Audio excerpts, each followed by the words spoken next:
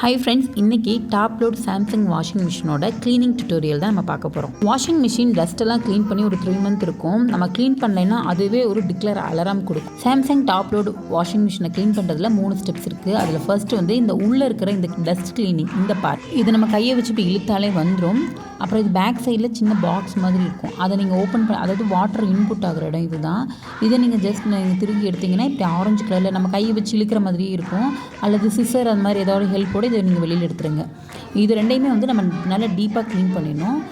So இந்த first காமிச்ச இந்த டஸ்ட்டு உள்ளே இருக்குதுன்னு சொன்னேன் இல்லையா, அதை வந்து எடுத்துகிட்டு ஓப்பன் பண்ணிங்கன்னா உள்ளே வந்து நிறைய குப்பையெல்லாம் இருக்கும். முடிஞ்ச அளவுக்கு குப்பையெல்லாம் கையிலே எடுத்துகிட்டு அப்புறம் நல்ல சோப்பு வச்சு நல்லா இது உள்ளே எல்லாம் ஃபுல் அண்ட் ஃபுல் நல்லாவே டீப்பாக க்ளீன் பண்ணிடுங்க.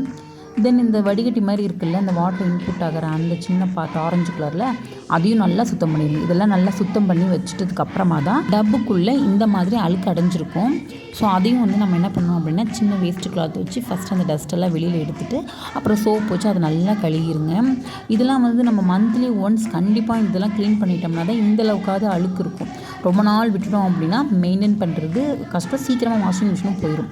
ஸோ அதெல்லாம் எடுத்துகிட்டு நம்ம எப்படியுமே ஃபைனலாக டப் க்ளீன் பண்ண தான் போகிறோம். ஸோ மேலாப்பில் இந்த கிளாஸ், அப்புறம் இன்சைடு இருக்க அந்த கிளாஸ், அப்புறம் வாஷிங் மிஷின் சுற்றி நிறைய குப்பையெல்லாம் அடைஞ்சிருக்கும். ஸோ அது எல்லாமே வந்துட்டு நான் சின்ன கிளாத் வச்சு கொஞ்சமாக ஏதாவது மைல்டு ஷாம்பு அந்த மாதிரி ஏதாவது வச்சு நல்லா தொடச்சி எடுத்துருங்க. ஸோ முன்னாடி, சைடில், பின்னாடி நீங்கள் ஸ்டாண்ட் வச்சுருந்தீங்க அப்படின்னா அந்த ஸ்டாண்டையுமே நல்லா வாஷ் பண்ணி நல்லா வெயிலில் காய வச்சுருங்க. ஸ்விட்ச் ஆஃப் பண்ணிவிட்டு தான் இந்த எல்லா ஒர்க்குமே பண்ணணும். அது ரொம்ப கேர்ஃபுல்லாக ஸ்விட்ச் ஒயர்லாம் தண்ணியில் படாமல் எடுத்து சேஃபாக வச்சுட்டு தான் பண்ணணும். ப்ளஸ் இந்த வாஷிங் மிஷின் வச்சுருந்த இடம்லாம் பார்த்திங்கன்னா தண்ணி பட்டு ஒரு மாதிரி குழகுலன்னு ஆகிருக்கும். ஸோ அது எல்லாமே நல்லா சோப் வச்சு நல்லா வாஷ் பண்ணிவிட்டு இப்போ நம்ம வந்து எல்லா பாட்டையுமே உள்ளே வந்து போட்டுடலாம். இந்த ஆரஞ்சு கலரில் இருக்கு இல்லையா, இதை வந்து ரொம்ப உள்ளே தள்ளக்கூடாது. லைட்டாக மேலாப்பில் வச்சு ஜஸ்ட் நம்ம ஒரு கிளிக் மட்டும் பண்ணால் போதும். அதுக்கப்புறம் உள்ளே வந்து அந்த இது வந்து நல்லா பலன்னு தொடச்சி அதையுமே நல்லா காய வச்சு இது கூட நல்லா மாட்டிடணும். தென் 3வது ஸ்டெப் என்னென்னு பார்த்தீங்கன்னா, வாஷிங் மிஷின் எல்லாம் க்ளீன் பண்ணி முடிச்சதுக்கப்புறம் அதோட ப்ளேஸில் வச்சுட்டு பவர் ஆன் பண்ணிடுங்க. பண்ணிவிட்டு ஃபங்க்ஷனில் போயிட்டு நிறைய ஆப்ஷன் இருக்கும். நார்மல், குயிக் வாஷ் இந்த மாதிரிலாம் இருக்குது இல்லையா, அதில் வந்து லாஸ்ட் ஆப்ஷன் தான் எக்கோ டப் க்ளீனிங். இந்த ஆப்ஷனை கொடுத்துட்டு நம்ம நார்மலாக ஆன் பண்ணி விட்டுறணும். நார்மலாக துணிக்கெல்லாம் எந்த அளவுக்கு வாட்டர் எடுக்குதோ அதே அளவுக்கு தான் இதுக்கும் எடுக்கும். வாட்டர் லெவல்லாம் கம்மி பண்ண முடியல என்னால், மேக்ஸிமம் பண்ண முடியாதுன்னு தான் நினைக்கிறேன்.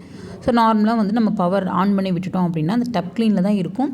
டப் க்ளீன் பண்ணுறதுக்காக நிறைய வந்துட்டு வாஷிங் மிஷின் இந்த சர்ப் மாதிரிலாம் நிறைய வந்துருச்சு. நான் நார்மலாக லிக்விட் ஊற்றி இது வந்து வாஷ் பண்ணிக்கிறேன். கிட்டத்தட்ட 93 மினிட்ஸ், அதாவது 1.5 ஹவருக்கு மேலேயே இது வாஷ் பண்ண டைம் எடுத்துக்கும்.